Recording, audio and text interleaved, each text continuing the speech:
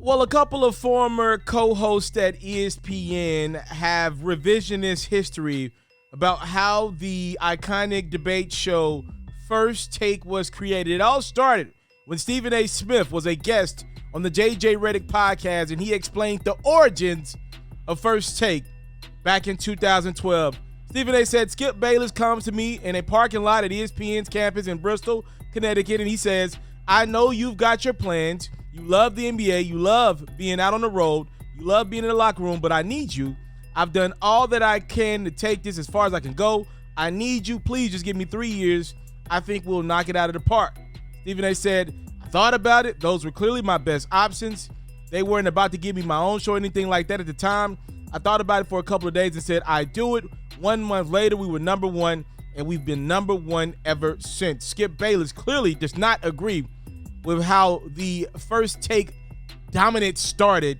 He responded on his own podcast by saying this. Stephen A. was suggesting that he saved and then made First Take. How can you save and made a show that was already as big a billion-to-one success story as ESPN had ever seen? The ratings and revenues were impossibly great when Stephen A. joined me in 2012. And I had taken First Take as far as I could. Seriously, said Skip, I was just getting started. The rocket had launched in 2011. Stephen A., how could you? Stephen A. responded to Skip saying, I didn't lie about a damn thing. This is nothing more than a misunderstanding. As I've stated on many occasions, Skip Bayless made First Take. He carried it on his back for years. When he asked me to come on, he needed me because he carried the show on his back for years. He needed a permanent host. He asked and chose me. Because of his decision, I've enjoyed the success I have. Because of him, I've become what I've become at ESPN. Skip Bayless is my brother. I will always love this man and will always be grateful no matter how far I continue to climb. I have him to thank. My comments about the state of First Take at the time is what I was told. It certainly wasn't meant to slight my brother. I would never intentionally do that. The only sad part about that portion is that he appears to not know that, despite my consistent commentary over the years regarding how much he means to me. Check the record. The rest I will address with my brother Skip Bayless privately. I want to start by saying this. As a former ESPN employee, Skip Bayless is a legend at what he does. For whatever you think about it, the dude has struck lightning in a bottle on 2 different occasions, with Stephen A. at First Take and with Shannon Sharpe at FS1. I want to give Stephen A. his flowers. Before all this debate-style television stuff, I want to be clear with you. Stephen A. Smith was a legendary NBA reporter. I don't ever want that to get lost in the sauce. You can have your opinions on Stephen A. and First Take currently, and did he get this guy fired or that guy fired or whatever the format of the show is today. I don't even love the show myself. I interned there, all right? I don't love the show today, but I want to make something clear. Before all of this debate stuff, Stephen A. was a legendary reporter and needs to be addressed as such. When Stephen A. and Skip were together, they made magic. It seems like Stephen A.'s brand only works well with Skip Bayless. That's why you kind of see him chasing that Skip Bayless brand with the Mad Dog guy, Russo, and others. It ain't been working out with other people.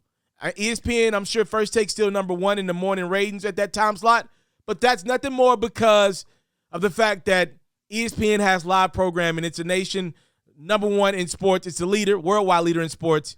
It has nothing to do, to me, with the content being put on First Take versus other platforms, like I would even say Undisputed, which is putting out a better product today with Skip Bayless being joined with Shannon Sharpe, who I think is doing a phenomenal job. I wanted to get that out of the way. And I wanted to address the comments that Stephen A. and Skip made. Look, I was just a fly on the wall as an intern. I don't want to oversell myself while I was at First Take. I did do breakfast with Stephen A. one time. And ironically, in our one breakfast, Stephen A. explained the story of how him and Skip got together. That's the funny part about it is he told me some of this story. All I can say is this. The story that Stephen A. told J.J. Redick on his podcast is similar to the story that Stephen A. told me when I was just an intern. Look, I had no business doing what I did, but I said, look, I've got nothing but respect for Stephen A. Smith. I looked up to him in ways. I'm going to walk over and sit at his table during breakfast on that campus of ESPN in Bristol, Connecticut. I did that, and he gave me a few minutes of his very precious and valuable time and told me the story of how him and Skip got started. So if if this is not the truth of what was the beginning of Stephen A. and Skip Bayless at First Take, I can at least say this. I know for a fact Stephen A. Smith genuinely believes it to be the beginning. So if over the years he's become forgetful or maybe made a couple of fabrications or alterations to the stories, I don't believe the brother's doing it out of a malicious place. Now, Skip, on the other hand, and keep in mind, I've given Skip credit for, again, being a guy to find lightning in a bottle twice with two black brothers that both have talents that Skip has been able to bring the most out of, and Stephen A. and now Shannon Sharpe. What Skip did on his podcast, to me, had malicious on his heart. You know, I'm listening to Skip on his podcast, the clip about Stephen A., and he's going around saying that Stephen A. is about to change history, and he's calling it a fictitious story. He's making it seem like Stephen A. was trying to make it seem like he saved Skip Bayless' career, in which Stephen A. kind of said, I was the guy that saved First Take. Now, for those who watched Cold Pizza back in the day, it was a fantastic show. To me, I liked Cold Pizza. It had somebody that I worked with that I just recently bumped into, Jamel Hill, on it. Oftentimes, the Stewart brothers, which I thought were great for television. Woody Page, my Tennessee Vol brethren. It was a really good show. But for Skip Bayless to flat-foot act like Cold Pizza was anywhere close to the success of what him and Stephen A. were able to do with First Take is ridiculous. Come on, Skip. Like, don't act like First Take, Cold Pizza, whatever you want to call it, was going to take off with just anybody because they had you on the other side of the desk. Cold Pizza was watchable TV. It was good TV, I'll go as far as to say that. That was the team obliterator, early LeBron era of ESPN, in which they just ran into the ground with Skip Bayless, right? That was the early LeBron era. That was the team obliterator, Terrell Owens era of television for Skip, right? It wasn't close to the amount of success, and Skip knows that. Look, I'm not saying that the ratings for Cold Pizza weren't good. They probably were. But when Stephen A. got across from Skip consistently every day as his co-host, the ratings were great, all right? I remember the numbers. I studied this type of stuff even in my younger of age. The ratings were great when Stephen A. got there. It's just simple as that. And Stephen A. would even come on Cold Pizza. So for Skip to act like Stephen A. wasn't a piece of the Cold Pizza success before he became permanent, like, that's even doing it a disservice to Stephen A. Again, did Stephen A. exaggerate? Save might have been the wrong word, but it ain't far-fetched.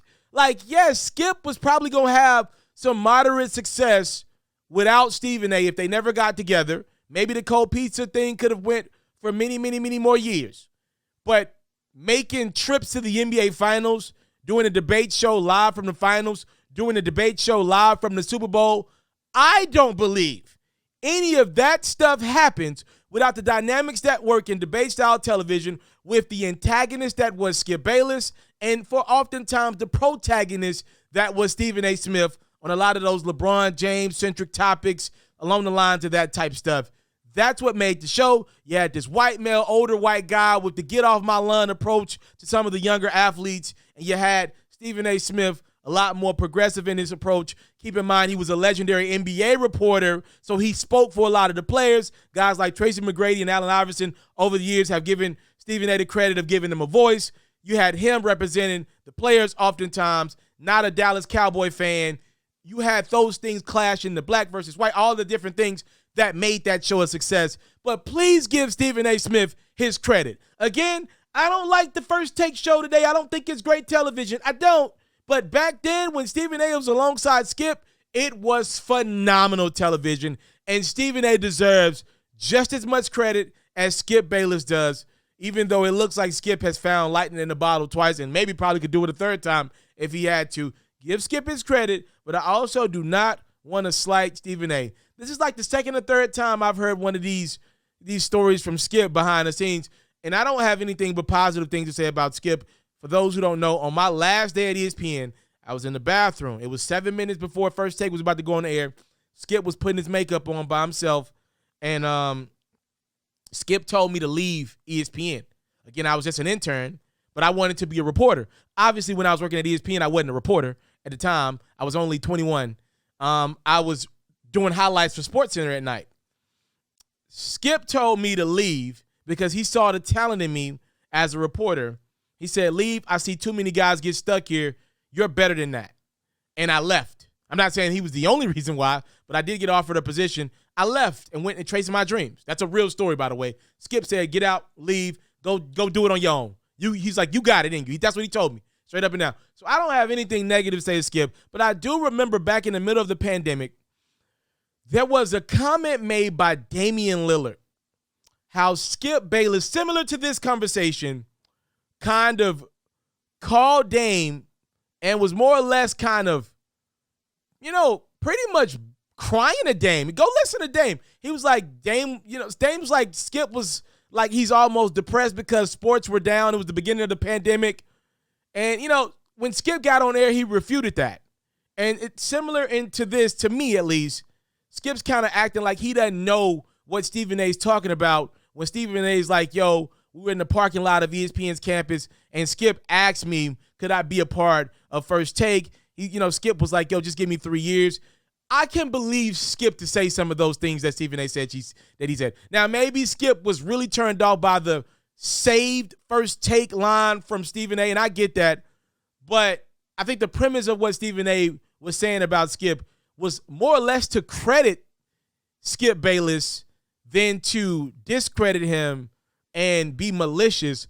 When I think about Skip and what he said, he was trying to be malicious and get some views for his podcast when he responded to his brother Stephen A. That's how I look at the situation. Y'all let me know what y'all think about it in the comment section below. Apparently, Skip Bayless and Stephen A. Smith do not have the same history on how First Take with those two gentlemen originated. I'm out.